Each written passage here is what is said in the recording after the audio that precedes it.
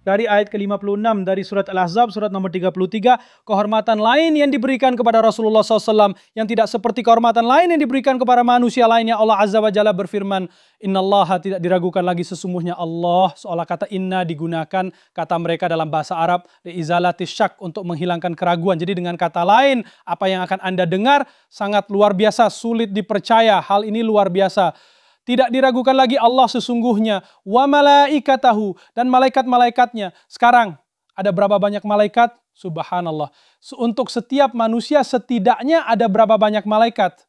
Setidaknya ada 2 di bahu kita kan. Jadi seluruh populasi manusia dikerdilkan oleh populasi para malaikat.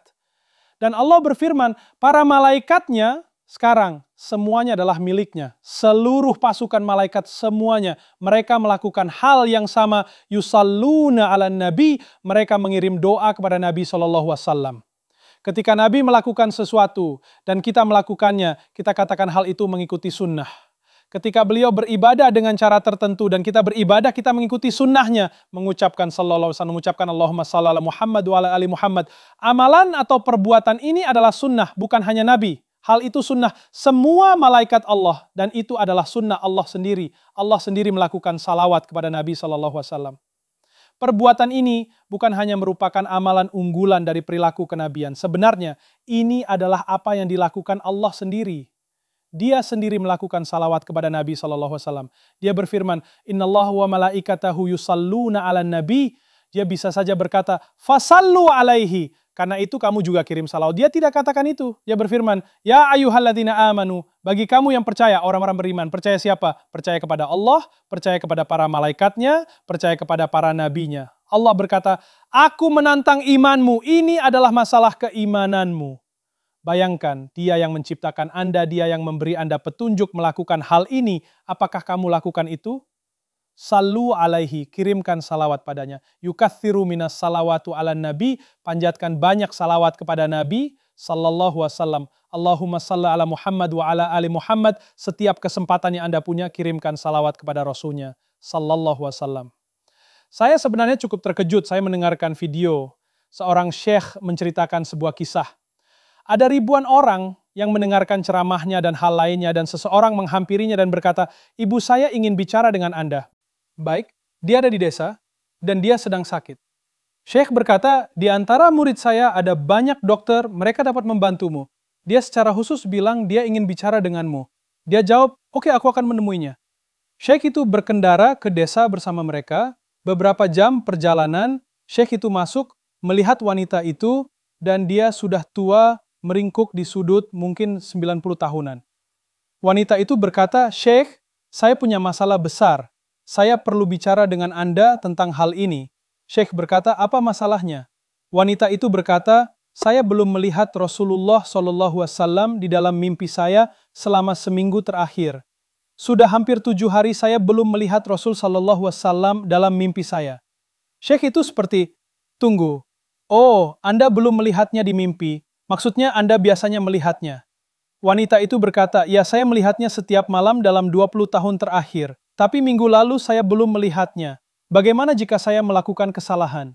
Syekh sendiri benar-benar syok, seperti cinta yang dimiliki wanita ini. Setiap kata yang keluar dari mulutnya, dia melakukan sesuatu, dia mengirim salawat kepada Rasul sallallahu alaihi wasallam, dia membuat doa, dia mengirim salawat kepada Rasul sallallahu alaihi wasallam. Perbuatan kita terhubung dengan Allah Azza wa Jalla. Kita terhubung dengan Allah Azza wa Jalla dalam salat kita. Kita tanggalkan segalanya. Dan sebelum kita selesaikan salat kita, apa yang kita lakukan? Allahumma salli ala Muhammad. Puncak dari salat kita adalah salawat atas Nabi sallallahu alaihi wasallam. Ini amalan atau perbuatan yang luar biasa. Dan hal ini menunjukkan cinta kepada Rasul kita sallallahu alaihi wasallam. Dan dia akan memberikan hadiah ruyah, melihatnya dalam mimpi. Semoga Allah memberi kita visi melihat Rasul sallallahu alaihi wasallam dalam mimpi. Kalian tahu, kepada mereka yang menunjukkan rasa cinta itu Allah berfirman, Ya ayyuhalladzina amanu sallu alaihi wasallimu taslima. Bahkan bukan salimu an salimu berarti mengirim salam kepadanya. Wassalamu alaika ayyuhan nabi salimu taslima taslima. Maknanya kualitas salam. Taslim sebenarnya semacam salam hormat atau penghormatan. Dan kalian tahu ada semacam penghormatan yang abal-abal seperti hormat, penghormatan yang pantas. Ketika Anda menghormati seorang jenderal, komandan, tunjukkan rasa hormat yang pantas kepada Rasul Shallallahu Alaihi Wasallam ketika Anda mengirim salawat kepadanya.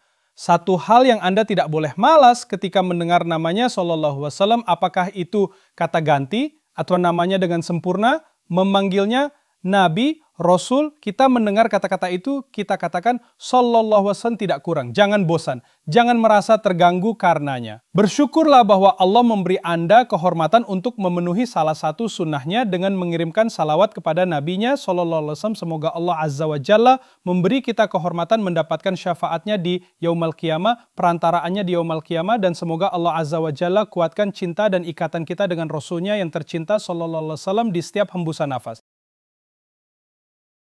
Di ayat kedua surat Al-Hujurat 49, Allah Azza wa Jalla menggambarkan salah satu hak Nabi atas kita umatnya alaihi salatu wassalam.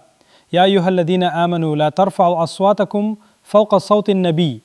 Hei orang-orang yang beriman, janganlah kamu meninggikan suaramu melebihi suara Nabi sallallahu alaihi wasallam wa la tajharu lahu bil qaul, dan janganlah kamu berkata kepadanya dengan suara yang keras, kajahri ba'dikum li ba'din, seperti kamu memanggil satu sama lain, entah bata amalukum, maka semua amalanmu akan dihapus, tidak akan dihitung sebagai pahala, wa antum la tash'urun, sedangkan kamu tidak menyadari.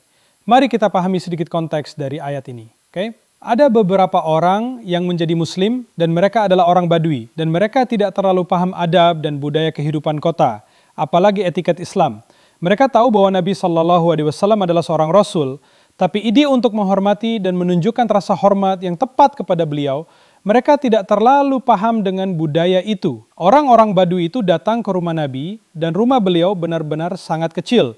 Mereka mengetuk pintu rumah dan berkata, "Ya Muhammad, ukhruj alaina." Muhammad keluar, kami harus mengajukan pertanyaan. Sekarang masalahnya adalah Allah sendiri tidak pernah menyebut Nabi sallallahu alaihi wasallam ya Muhammad. Allah sendiri sangat menghormati Rasulullah sallallahu alaihi wasallam. Dia memanggilnya ya ayyuhan nabi, ya ayyuhal muzammil, ya ayyuhal mudassir, ya ayyuhar rasul. Bahkan ketika kata Muhammad muncul, dia berkata Muhammadur Rasulullah, wa mubasysyiran bi rasulin ya'ti min ba'di ismuhu Ahmad. Kalian tahu makana Muhammadun aba ahadim min rijalikum walakin Rasulullah. Ketika Muhammad disebutkan, Rasul disebutkan. Muhammad disebutkan, Rasul disebutkan. Dan satu-satunya saat di mana Allah tidak menyebutkan kata Rasul, gelar dengan kata Muhammad adalah di surat Muhammad, di mana Allah menyorot nama itu sendiri. Walladzina amanu wa amilus salihati wa amanu bima nuzzila ala Muhammadin wa huwal haqqu min rabbihim. Dan ada alasan lain untuk itu. Mengapa menyebut namanya secara khusus tanpa kata Rasul? Tetapi Allah tidak pernah memanggil Rasulnya. Kalian tahu Allah memanggil, ya Adam, uskun anta wa zaujukal jannah. Ya Daud, dia memanggil Daud. Ketika Anda mengatakan ya dalam bahasa Arab, Anda memanggil seseorang. Ya Zakaria, inna nubashiruka bi ghulamin. Ya Isa, inni mutawafika wa rafi'uka ilai. Innani anallahu la ilaha illa ana. Tiap nabi ya. Namun kepada Rasul sallallahu alaihi wasallam tidak ada ya Muhammad, tidak ada ya Ahmad, yaitu ya ayyuhan nabi, ya ayyuhar rasul. Bayangkan orang-orang Badui ini keluar kemudian mereka mengetuk pintu dan berkata, "Ya Muhammad, ukhruj alaina." Allah sangat tersinggung dengan gagasan ini. Dia mengungkapkan ayat ini untuk mengajarkan kepada muslim satu etiket. Nomor satu, jangan pernah meninggikan suaramu melebihi suara Nabi. Dengan kata lain, Anda harus ingat bagaimana Nabi berbicara. Maka saat Anda berbicara dengan beliau, Anda tidak akan meninggikan suara melebihi suaranya. Kita akan berbicara tentang aplikasinya pada isu-isu kontemporer segera. Tapi saya ingin melanjutkan bagian kedua dulu. Wala tajharu labil qaul. Janganlah kamu memanggilnya seperti kamu memanggil satu sama lain. Hey bro, hey kawan, hey Noman, sini sebentar. Jangan memanggilnya seperti itu. Karena jika Anda melakukannya, antahbata a'malukum. Semua amalanmu disita, diambil, dikalikan nol. Aku tidak peduli kamu pejuang Badar, tidak peduli kamu pejuang Uhud, tidak peduli kamu salah satu sahabat Nabi terbaik yang pernah ada. Tidak ada yang penting, semua pengorbananmu tidak penting. Ini adalah sahabat Nabi yang sedang dibicarakan. Jika kamu meninggikan suara kepada Nabi dan kamu memanggilnya seperti kamu memanggil orang lain, tidak satupun dari amalanmu yang berarti. Wa antum la tash'urun. Anda bisa pergi haji sebagaimana yang Anda inginkan. Anda bisa lakukan semua yang Anda mau. Anda bisa membaca Al-Quran sesuai keinginan Anda. Menghormati Rasulullah Sallallahu Alaihi Wasallam adalah bagian mendasar dari agama kita. Yang jika Anda tidak memberikan haknya, tidak ada salam yang berarti dari Anda. Hal ini bukanlah hal kecil dalam Islam. Hal ini salah satu masalah besar dalam Islam. Sekarang, apa artinya tidak meninggikan suara di zaman kita saat ini? Jelas, pada zaman mereka, hal itu bisa dimengerti. Tapi bagaimana dengan zaman kita? Bagaimana kita tidak meninggikan suara melebihi suara Nabi SAW? Saya akan memberikan contoh praktis.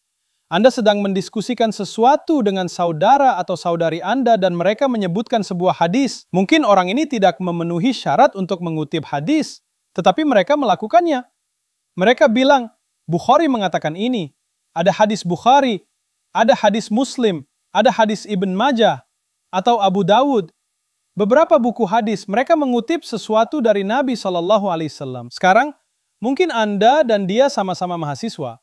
Dan Anda berdua tidak memenuhi syarat untuk benar-benar membahas keaslian sebuah hadis. Anda bukan muhaddisin. Tapi karena Anda bahkan pernah mendengarnya, ada kemungkinan kecil bahwa apa yang dikatakan orang ini sebenarnya dari Nabi SAW dan bahkan jika dia menggunakannya dalam konteks yang salah, dia menyalahgunakan hadis. Sampai Anda paham dengan baik, tahan pendapatmu dan katakan, aku tidak bisa berkomentar apapun. Kamu baru saja mengutip hadis. Kamu benar. Aku akan mencari lebih lanjut. Tapi sampai saat itu nanti, aku tidak akan berkomentar apapun. Aku mundur. Dengan kata lain, Anda tidak masuk ke dalam perdebatan. Oh ya, hadis ini, nah, bagaimana dengan hadis itu? Kamu tahu tentang hadis ini? Bagaimana dengan hadis itu? Tidak. Ini bukan kontes. Anda membiarkannya hanya karena menghormati Rasul SAW. Biarkan saja.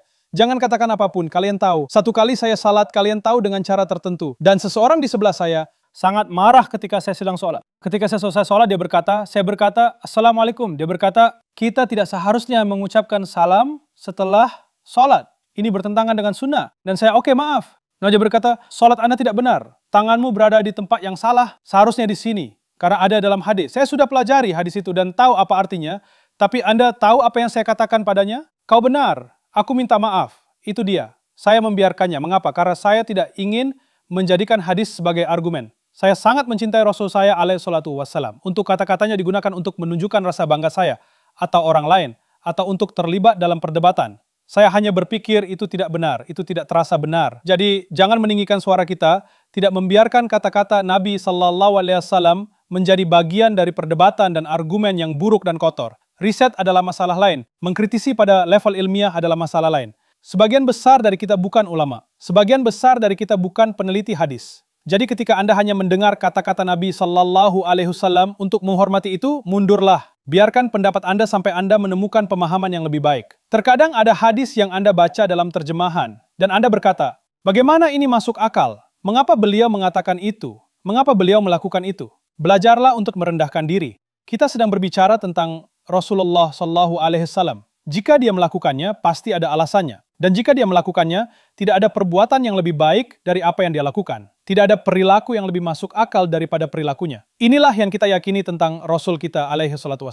Beliau bukan subjek dari setiap kritikan, apalagi kritikan dari Anda dan saya. Tahan pendapat Anda di hadapan tindakan dan perkataan Nabi alaihissalatu.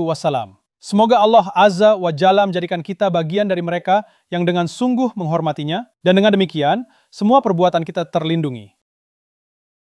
Berkontribusi untuk Free Quran Education adalah sedekah jariah. Dukungan Anda terus memberi manfaat bagi jutaan pembelajar dan menghadirkan pahala bagi Anda hingga generasi mendatang.